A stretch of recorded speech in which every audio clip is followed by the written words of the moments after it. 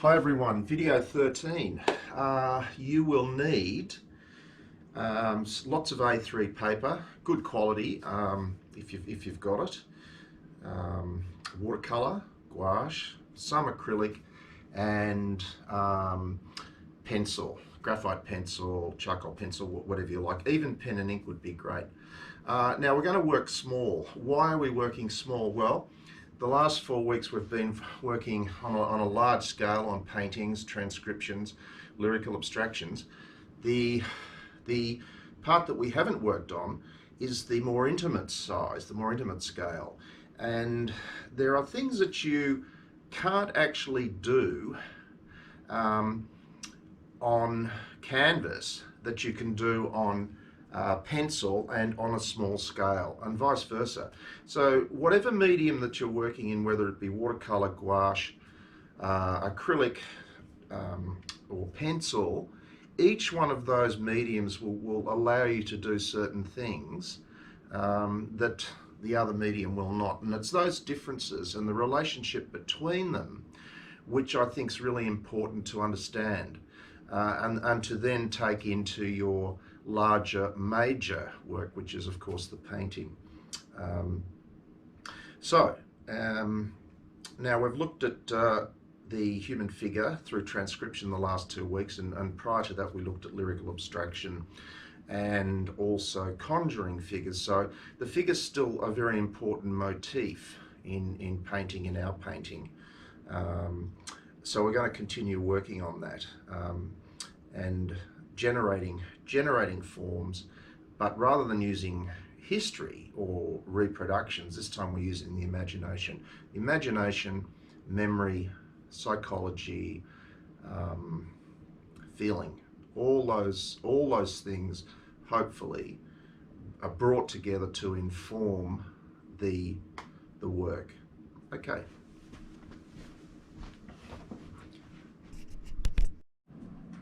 Okay, play is a great way to generate forms, generate figurative forms, and we saw something of this in the painting in week 1 and 2, but this time we're using pencil, graphite pencil.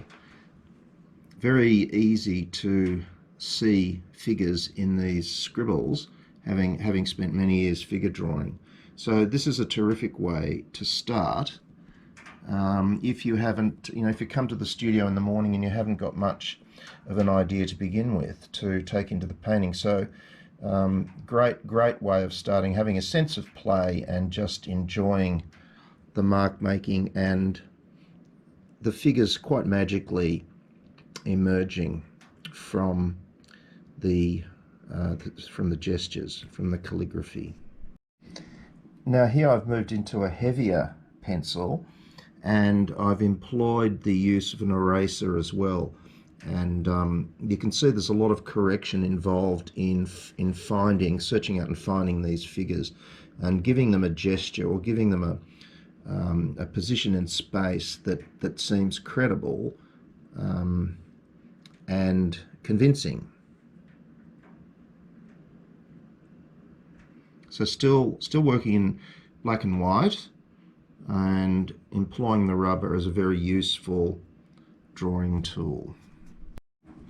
Okay, here we have a progression from pencil. You can still see the pencil mark there to begin with. So in a sense we're starting our layering, and then the pencil has moved into watercolor, where I've tried to flesh out the figures, and then from the watercolor I've drawn into it with it's a sort of a Conte pencil, and I've drawn into the watercolor while it's still wet, so you get a quite a thick expressive line. So you can see how we can progress, how just this simple pencil drawing can progress to a painting, or a painted drawing if you like. Okay, third progression now into acrylic on paper, still working A3, and I've brought a border, or in other words I've brought the image just inside the border to give it a sort of a start and finish line. I'll go in close to show you some of these. It's fairly watery and fluid paint. That's the thing about paint, its fluidity, and it resists control. So if you can somehow work with that, you get just a wonderful spontaneity in your mark making. Okay, three smaller ones now, and these are gouache. Would have started off with pencil, I would think, and just sort of built a very expressionistic version of the figure into the various layers. There's another one there, you can see them. That's limited. If the mark is driving the figure, generating the figure, there's a limited amount of representation that you can achieve without the whole thing closing down and becoming too tight. The overriding concern for me doing these was to prevent the work spilling over into and requiring a high degree of representation. I wanted the figures to be embodied in the mark, and so there's obviously a trade-off there. Okay, so I want to wrap this video up now and upload it and get it out to everybody by the end of today, Sunday. So you've basically got the approach there and the techniques that we're going to use for this first week. So my advice would be to start just with pencil first, enjoy the sense of play and the mark making, and then scan what you've done. Maybe do 6 or 8 drawings and then just scan each one individually and see which one shows the most promise in terms of developing figures. And then perhaps you could bring your watercolor in to work behind to start to bring those figures out. There's only so much you can do with watercolor.